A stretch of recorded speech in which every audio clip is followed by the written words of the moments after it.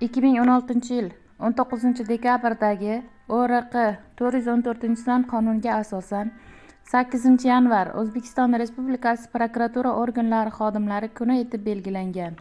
Prokuratura xodimlari bu davlat organida xizmat qiluvchi mutaxassislar bo'lib, ularning asosiy vazifasi jamiyatda qonun ustuvorligini ta'minlash, jinoyatlarni tergov qilish, huquqiy nazorat qilish va adolatni himoya qilishdir. Yurtimizda qonunlarning aniq va bir xilda bajarilishi ustidan nazoratni olib boruvchi barcha jonkuyar, fidoyi prokuratura organlari xodimlarini kasb bayrami bilan tabriklab, mashaqqatli va sharafli vazifalarini amalga oshirishda kuch-quvvat hamda omad tilaymiz. Qonunga sadoqat va adolatga intilish faoliyatingizda doimo yordamchi bo'lsin.